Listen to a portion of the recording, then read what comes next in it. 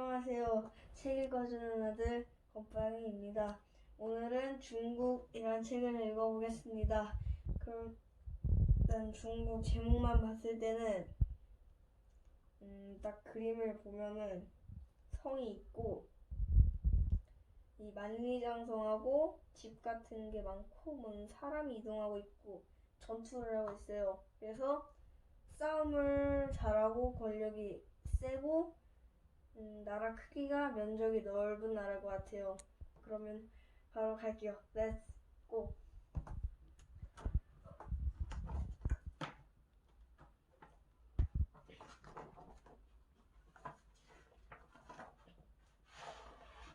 용이 준 보물. 옛날 가난한 어느 마을에 두 아이가 살았어. 한 아이는 샤오밍이고 다른 아이는 샤오탄인데 두 아이 모두 아버지를 여의고 홀어머니 밑에서 자랐지. 샤오밍의 집은 매우 가난했지만 그 애의 어머니는 아들을 밝고 착한 아이로 키웠어. 하지만 샤오탄의 어머니는 욕심쟁이에다 언제나 남을 속였지. 그래서인지 샤오탄 역시 갈수록 욕심을 부리고 자기만 생각하는 아이가 되었단다. 어느 날 겨울날 두 아이가 함께 산에 나무를 사러 갔어. 한창 나무를 베고 있는데 갑자기 숲에서 산토끼 한 마리가 튀어나와 도망을 쳤어. 두 아이는 산토끼를 잡으려고 뒤쫓아갔지. 고개를 몇 개나 넘으며 토끼를 쫓다 보니 어느새 토끼는 간데없고 둘은 한 번도 와본 적이 없는 깊은 산속까지 들어와 있지 뭐야. 두 아이는 무섭기도 했지만 몹시 배가 고팠어. 그래서 먹을 것을 찾으려고 풀숲에 헤엄치다 우물을 발견했지. 우물 속에 들여다보니 돌벽을 따라 담쟁이 덩굴이 뻗어 있었는데 야생 과일들이 주렁주렁 달려있지 뭐야. 샤오밍이 팔을 뻗어 과일을 따려고 했지만 손이 닿지 않았어. 샤오탄, 내 허리를 꽉 잡아줘. 그럼 내가 몸을 앞으로 내밀어서 과일을 낼게. 샤오탄이 허리를 잡자 샤오밍은 몸을 우물 속으로 내밀었어. 그런데 갑자기 숲에서 토끼가 뛰어나오지 뭐야. 토끼에게 정신 팔린 샤오탄은 샤오밍을 잡던 손을 놓고 말았어. 그러자 샤오팅은 첨벙하는 소리와 함께 우물 속으로 떨어지고 말았지. 샤오밍, 샤오밍. 당황한 샤오탄은 목청껏 샤오밍의 이름을 불렀지만 아무 대답이 없었어. 덜컥 겁이 난 샤오탄은 정신없이 뛰어서 집으로 돌아왔어. 그러고는 아무에게도 말하지 않고 이불을 뒤집어 쓴 채 잠을 잤지. 이튿날 아침, 샤오탄은 샤오밍이 우물속에 빠졌다고 어머니에게 말씀드렸어. 샤오탄의 어머니는 그 일을 누구에게도 말하지 말라고 했지. 그러고는 샤오탄을 방에 가두고 며칠 동안 밖에 나가지 못하게 된다.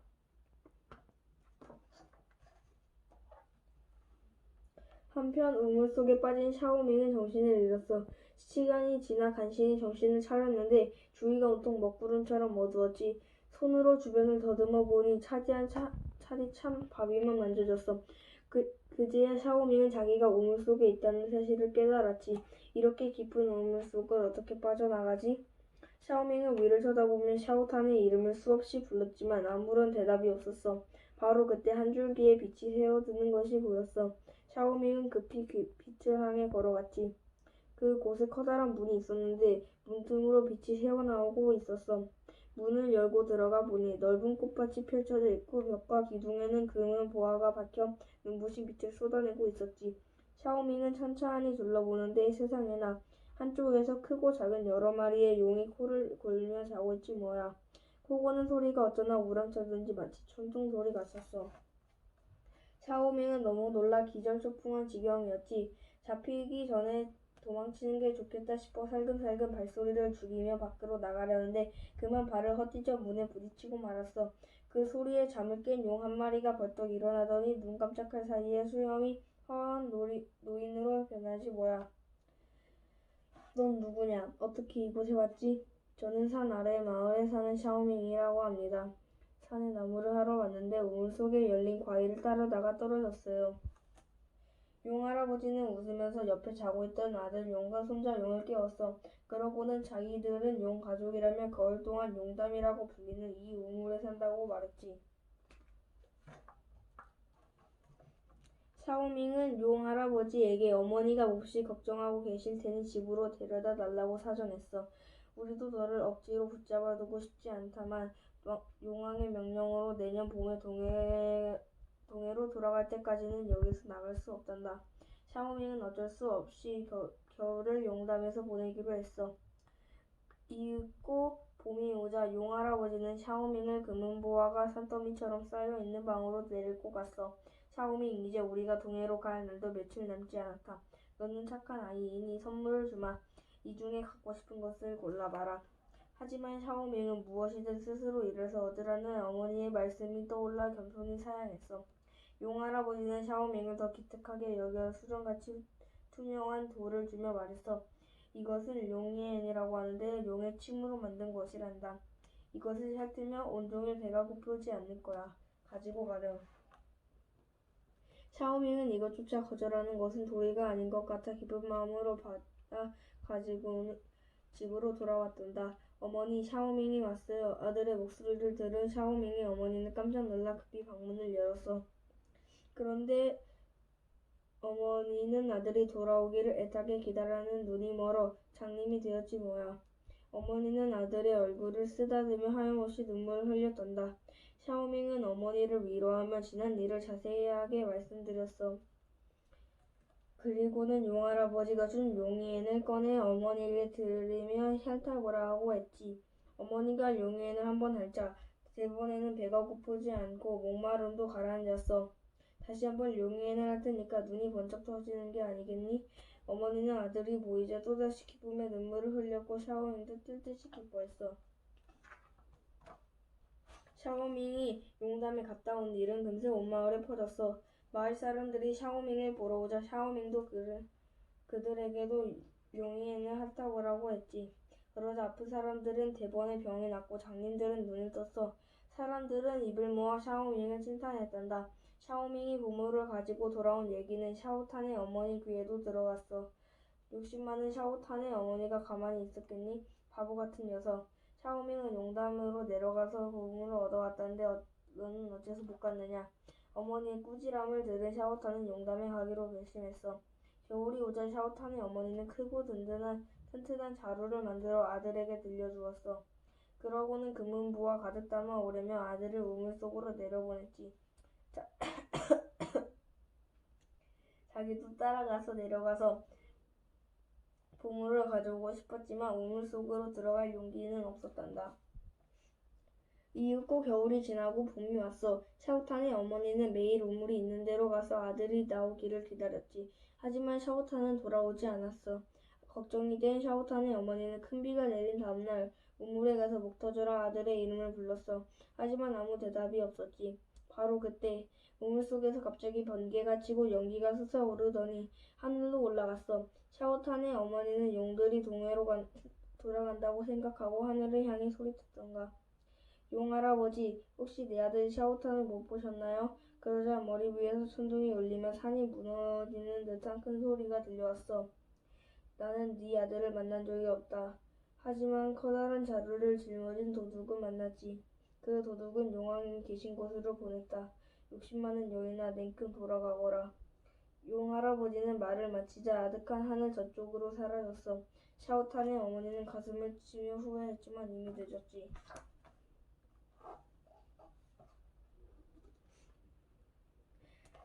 지나친 욕심은 화를 부른다. 착한 사람은 복을 받고 못된 사람은 벌을 받는다는 이야기구나. 유교의 영향을 많이 받은 우리나라와 중국, 일본에는 이런 이야기가 참 많아. 너희들도 잘 알고 있겠지만 혹부리 영감이나 금도끼, 은도끼, 흥부전도 모두 그런 이야기잖아. 이 이야기에도 착한 샤오밍은 보물을 얻어 어머니의 병을 고치고 평생 배고프지 않게 돼. 하지만 욕심 많고 이기적인 샤오탄은 벌을 받지. 두 아이는 비슷한 환경에서 자란 친구이지만 성격이 많이 다른 것 같아. 샤오밍은 어떤 아이니? 그래, 착하고 효성이 지극하면 신의가 있는 아이야. 사람들은 보통 귀한 게 있으면 누가 훔쳐갈까봐 숨겨두고 몰래 혼자만 쓰는데 보물을 동네 사람들과 나누어 쓰는 걸 보면 샤오밍은 신의가 있어. 그리고 용할아버지가 금은보화를 주려고 사양하는 걸 보면 욕심이 없어. 그런데 샤오탄은 어떤 아이니? 그래, 친구가 우물에 빠졌는데도 그냥 팽개치고 가는 걸 보면 친구가는 신의가 없는 아이야. 그리고 금은보화를 훔치려고 농담에 가는 걸 보면 욕심이 많아. 결국 금은보화를 보고도 욕심을 부리지 않는 샤오밍은 더 좋은 것을 얻었고 금은보화를 욕심내는 샤오타는 그의 어머니는 욕심 때문에 벌을 받았지. 누구에게나 욕심은 있어. 그런데 욕심을 부리기 시작하면 끝이 없다고 하잖아. 지나치게 욕심을 부리다 보면 다른 사람에게 피해를 주기도 하고 자신도 손해를 보게 된단다. 지나친 욕심은 화를 부른다는 말이 있어. 이 이야기에 나오는 샤오탄과 그의 어머니에게 꼭 어울리는 말인 것 같구나.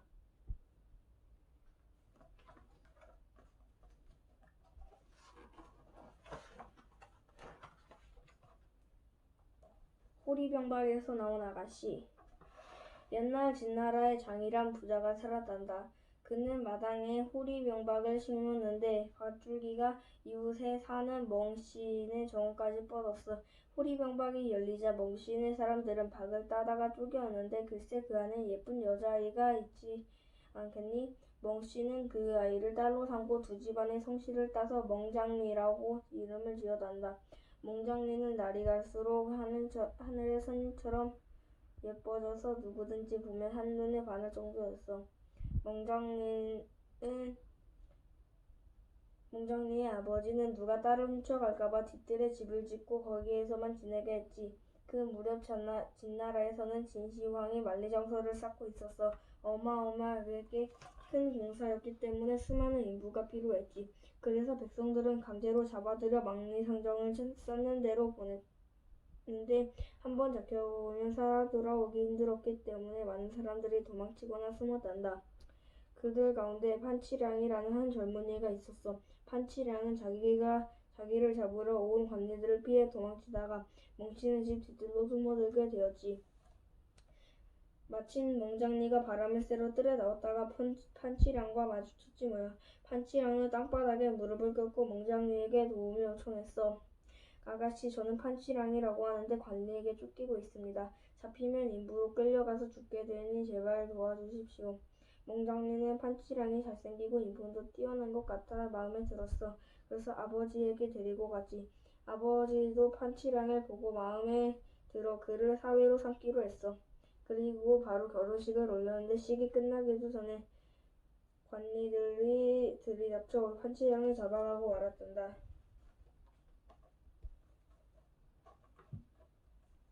판치량이 잡혀간 뒤 멍장리는 방에 틀어박혀 울면서 지냈어. 남편을 잡아간 완리를 연망하고 진시황을 저주하면서 말이야. 어느덧 봄이 가고 여름이 지나 가을이 왔어. 날씨가 점점 추워지다 멍장리는 흑옷을 입은 채 잡혀간 남편이 걱정되었어. 그래서 두툼한 속옷을 갖다줘야겠다고 마음먹고 집을 나섰지. 남편을 찾기 전에는 무슨 일이 있어도 돌아오지 않을 거예요. 집안 식구들이 모두 나서 멍장리를 말렸지만 아무 소용이 없었단다.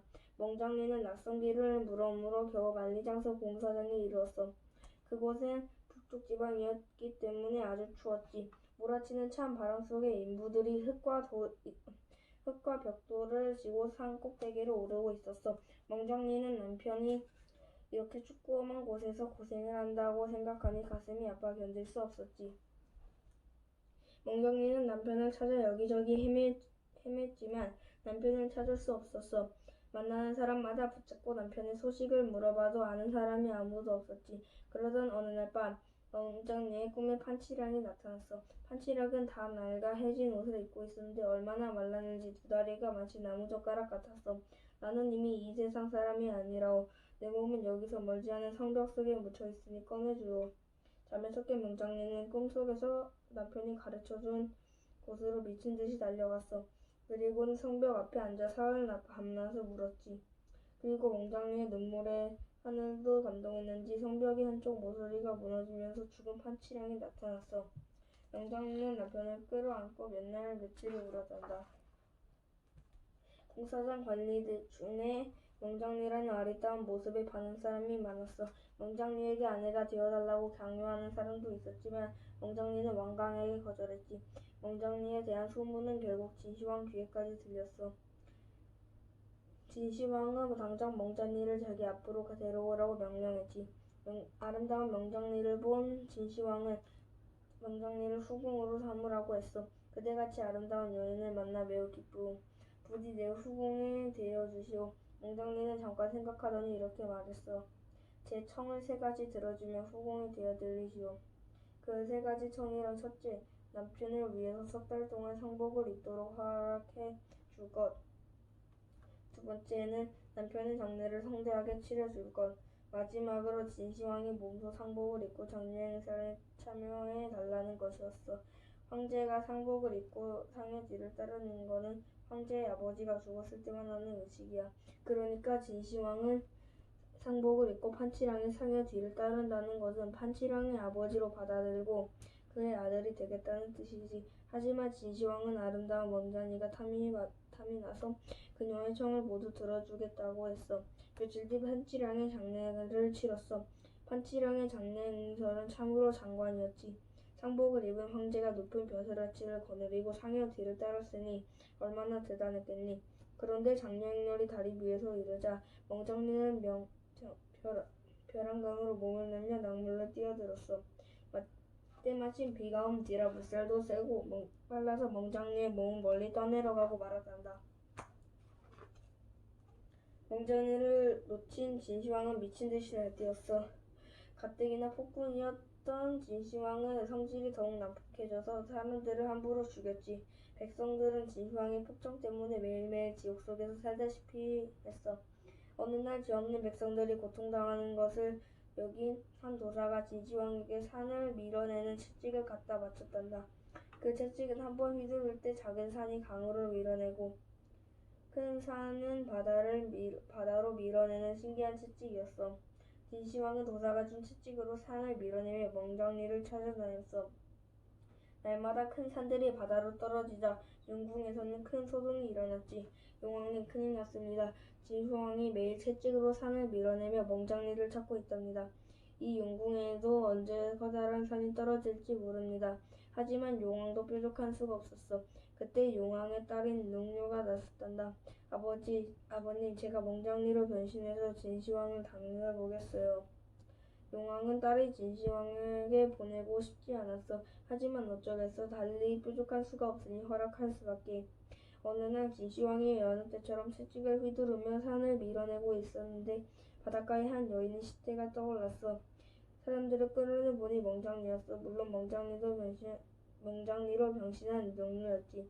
그것도 모르고 진시황은 뛸 듯이 기뻐하며 아직 숨이 붙어있는 멍장리에게 약을 먹여 살려냈어. 그리고 궁으로 데려가 왕비로 삼았지. 그로부터 1년 뒤 룽류는 아들을 낳았단다. 그제야 룽류는 진시황에게 자기가 멍장리가 아니라 용왕의 딸이라고 고백했지. 그리고 이제 용궁으로 돌아가겠다고 말했어. 하지만 진시황은 허락하지 않았지.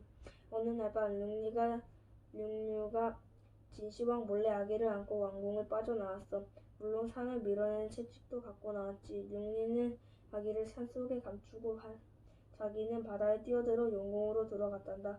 산속에 버려진 아기는 다행히 아모랑이의 눈에 띄어 아모랑이의 젖을 먹고 자랐어. 1년이 지나자 아모랑이는 아기를 물어다가 길가에 놓고 어디론가 사라졌지. 마침내 산 밑에 사는 샹이라는 성을 가진 영감이 그 길을 지나가다 아기를 발견하고 집으로 데려갔어. 슬하의 아기가 없던 샹 노인 부부는 아기를 하늘이 내려준 선물이라 생각하고 소중하게 키웠단다. 아이는 커갈수록 우람한 젊은이로 자랐는데 어찌나 힘이 센지 산을 번쩍번쩍 들어올릴 정도였어. 어머니가 용왕의 딸이며 아모랑이의 젖을 먹고 자랐으니 당연한 일 아니었어? 샹 노인의 부부는 아이에게 샹위라는 이름을 지어주었어. 이 아이는 나중에 장군이 되어 백성을 언악받는 진나라를 멸망시켜 억울하게 죽는 멍장리와 펀치랑의 원수를 갚았단다.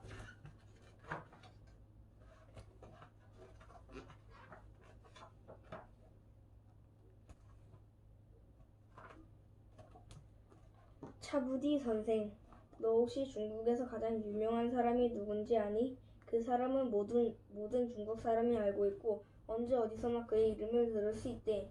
그의 성은 차이고 이름은 부더라고 하는데 그는 중국 사람을 대표하는 사람이라고 할 수 있지. 차부되라는 그의 이름은 날마다 중국 사람들이 입에 달고 사는 말로 시간, 거리, 정도 따위를 별로 차이가 없다, 비슷하다라는 뜻이야. 차부대 선생도 생김새를 보면 보통 사람과 별로 다를 게 없는 사람이야. 그런데 보통 사람처럼 눈이 2개 있지만 그리 잘 보지 못하고 귀도 둘이지만 듣는 것도 별로 신통치 않아. 코와 입도 하나씩 있지만 냄새의 맛에도 민감하지 않단다. 머리가 작은 것도 아닌데 기억력이 좋지 않고 생각하는 것도 그다지 꼼꼼하지 않아.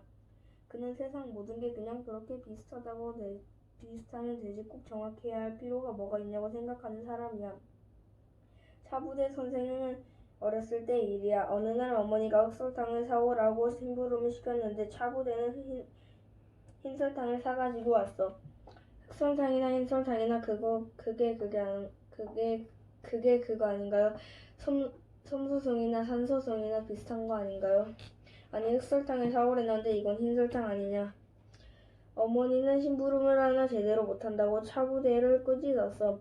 그러자 그는 이해할 수 없다는 듯 머리를 갸우뚱하며 이렇게 말하는 거야. 흑설탕이나 흰설탕이나 설탕은 설탕인데 뭘 그러세요. 맛은 다 그게 그거 아닌가요? 어머니는 어이가 없어 벌어진 입을 다물지 못했어. 차부대 선생이 학교에 다닐 때였어. 선생님이 차부대에게 물었단다. 진내성, 서쪽에 있는 성은 무슨 성이지?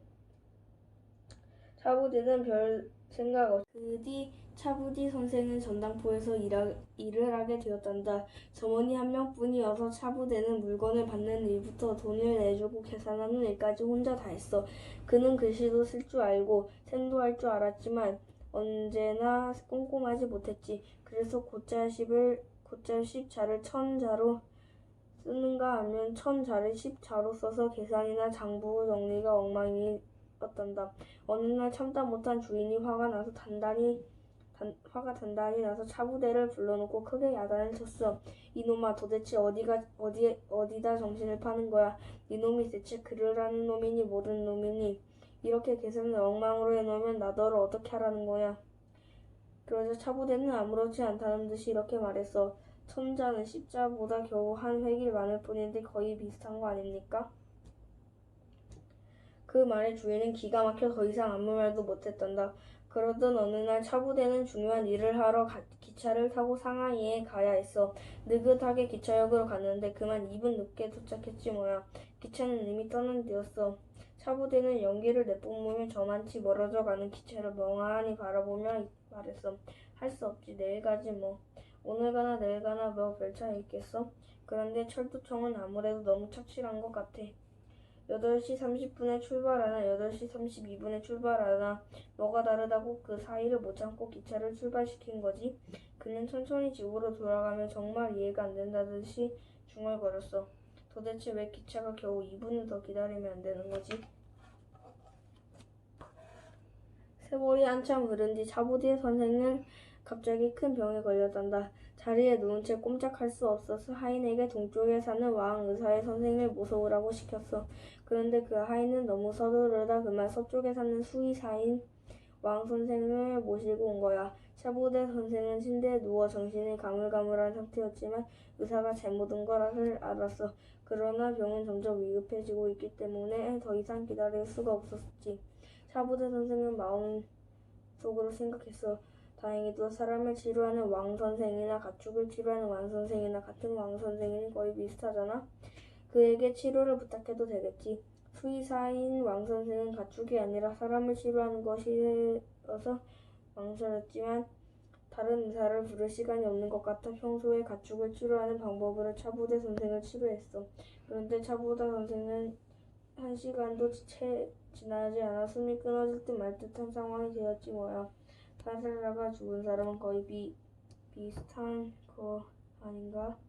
모든 일이 단지 거의 비슷하면 되는 거야. 그렇게 착실할 필요가 뭐가 있겠어?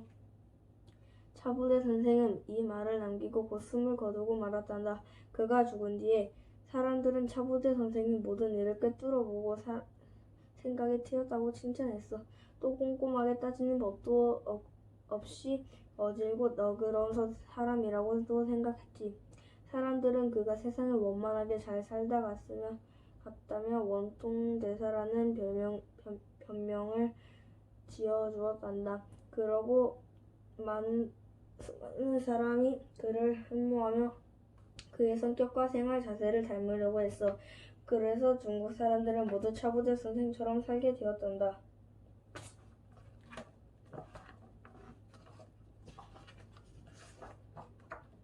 네, 다 읽었습니다. 저도 2019년 11월 16일에 중국에 가는데 갔을 때 차부대 선생이나 진짜 용을 보거나 진짜 용을 보는 건 보고 싶어요. 그리고 만리장성도 가보고 싶어요.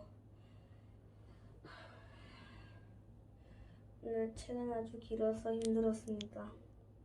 그러면은 다른 책에서 봐요.